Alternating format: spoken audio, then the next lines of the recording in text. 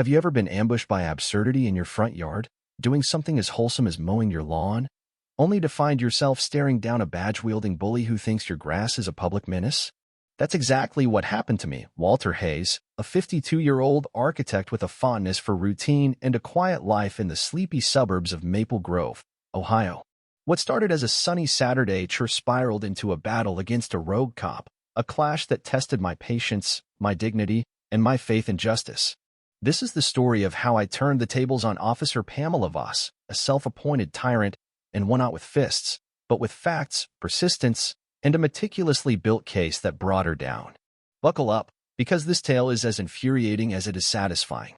It was a perfect June morning in 2025, the kind where the air smells of honeysuckle and the sky's a crisp blue. My wife, Linda, was inside, humming to her favorite jazz playlist while folding laundry. Our kids, 9-year-old Ethan and 7-year-old Sophie, were sprawled on the driveway, engrossed in a chalk drawing showdown. I was halfway through mowing the front lawn, my old mower, Rusty, chugging along faithfully. The world felt right until a shadow loomed over me. I looked up, expecting my neighbor, Mr. Larson, maybe asking to borrow my hedge trimmer. Instead, I saw a woman in a police uniform, her frame straining against the buttons, her blonde hair yanked into a bun so tight it seemed to pull her face into a permanent scowl. Sunglasses hid her eyes, but her lips were a thin, disapproving line. This wasn't Officer Jenkins or Officer Patel, our usual beat cops. This was someone new, and she radiated trouble. "Stop what you're doing," she barked, her voice nasal and grating, like a rusty gate. "I'm Officer Voss, and I've had complaints about your lawn maintenance." I killed Rusty's engine, the silence amplifying the chirps of nearby sparrows. Ethan and Sophie froze, chalk in hand, staring. "Complaints?" I asked, squinting at her name tag. "About what, exactly?" She stepped closer, invading my space, reeking of stale coffee and cheap perfume. "The aggressive way you're cutting your grass. The noise. And frankly, your presence is unsettling some residents." Her words landed like a punch. I'm a black man who lived here for 6 years, raised my kids, and paid my taxes. But to her, I was an outsider, my very existence a threat to her version of order. I kept my cool, though anger simmered. "Officer, I'm on my property, mowing at 10 a.m. on a Saturday. If there's a city rule against that, I'd love to see it." My kids were now by the porch, looking scared. Linda appeared at the screen door, her face tight. Voss's hand twitched toward her belt. "Are you challenging my authority?" she snapped. "You're disturbing the peace, and your attitude's making it worse." I couldn't believe it. "Ma'am, you're trespassing, accusing me of a crime for mowing my lawn, and implying my race is the issue. That's not lawful." Her face flushed red. "Don't play the race card with me. You're under arrest for disorderly conduct and resisting." Before I could process it, she grabbed my arm, twisted it behind my back, and snapped handcuffs on me right in my yard, in front of my crying kids. The cold metal bit into my wrists as she yanked me toward her cruiser, parked sloppily at the curb. Linda was on the phone, her voice shaking but firm, likely calling my brother-in-law, Captain Tom Reed, a high-ranking cop downtown. As Voss shoved me into the back seat, she leaned in and hissed, "You think you're clever? I've got friends, including Judge Harmon. You'll learn your place." Her words were meant to scare me, but they sparked something else: a cold, calculated resolve. She just made a colossal mistake. 3 hours later, I was released without charges, thanks to Tom storming the precinct like a man on a mission. Linda's shaky cell phone video, capturing Voss's aggression and my calm compliance, helped. But the damage was done. Ethan wouldn't stop asking why the lady said our grass was bad. Sophie clung to me, terrified. The neighbors, Mr. Larson and Mrs. Conway, peeked through the curtains, shocked. That night, Linda and I talked until dawn. This wasn't just a bad cop. It was a pattern rooted in bigotry. I wasn't going to let it slide. Voss didn't stop. Her cruiser became a constant presence, crawling by our house, her glare burning holes in my now pristine lawn. She slapped us with notices for nonsense. Trash cans out too long, Linda's sunflowers, obstructing visibility. I started documenting everything: dates, times, photos, security footage. I installed new cameras, bought a body cam, and kept a logbook. My architect's brain, used to navigating building codes, turned this into a project, dismantling Voss's power, brick by brick. The first climax came when Voss crossed a line I couldn't forgive. Linda's sunflowers, her pride and joy, stood tall along our fence, a riot of yellow. One Tuesday, I came home to find her in tears. Voss had hacked them down with pruning shears, claiming they were a public hazard. Ethan, trembling, overheard her mutter, "This'll show these people. Their kind of gardening ruins the neighborhood." That "their kind" was a knife to the heart.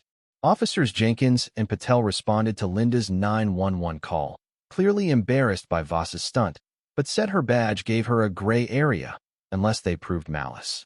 Then, that evening, a Child Protective Services investigator showed up, citing an anonymous report of neglect. It was Voss weaponizing the system to threaten our kids. The investigator saw through it. Her home was spotless. Our kids loved it, but the audacity lit a fire in me. She wanted war. She'd get one. I spent that night drafting a 70-page dossier. My affidavit, Linda's video, Ethan's statement, photos of the butchered sunflowers, every notice, every drive I logged. I added statements from Mr. Larson and Mrs. Conway, who'd had their own Voss run-in hassling them over a basketball hoop and a too-bright mailbox. I reached out to others, learning that Voss terrorized anyone who didn't fit her narrow vision of Maple Grove. My goal, make her a liability the city couldn't ignore. With Tom's guidance, I launched a multi-front attack. I hand-delivered the dossier to Internal Affairs, sent a copy by registered mail, and gave a summary to Councilwoman Bennett, who was horrified by the CPS stunt. My lawyer, Mr. Ellis, sent a blistering letter to the city attorney, hinting at a civil rights lawsuit. I held off on the press, but kept it as a trump card. I also planted seeds of doubt, chatting with Jenkins and Patel, who admitted Voss was a known headache, tolerated because no one had built a case like mine. Her rumored tie to Judge Harmon? Real, but not ironclad, more social than judicial. Voss's desperation became her undoing. A month into the IA probe, I spotted a shady van parked across the street.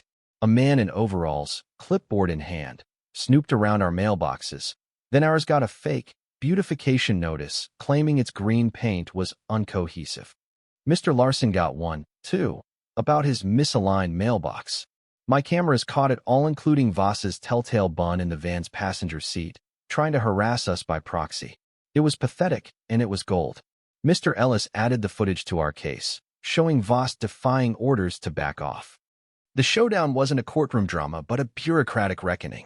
2 months after Mailboxgate, IA called me for an interview. They grilled me, but my evidence was airtight. The city attorney, spooked by lawsuit threats, pushed for a settlement. Voss was suspended, then faced a disciplinary hearing. She ranted, blamed me, but the review board wasn't buying it.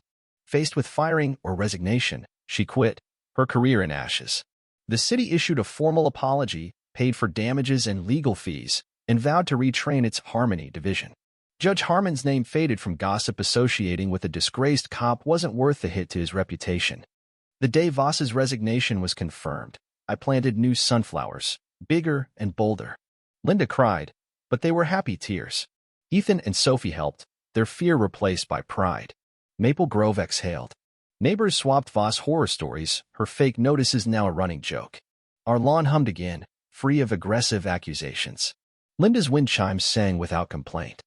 This ordeal left scars of vigilance I can't shake, a reminder that prejudice can wear a badge. But it also taught me truths. Patience isn't just waiting, it's planning while you wait. Dignity is yours unless you give it up. Justice needs a push, citizens willing to document, speak, and fight smart. Voss fell because her arrogance blinded her, and my evidence was undeniable. It wasn't just my win.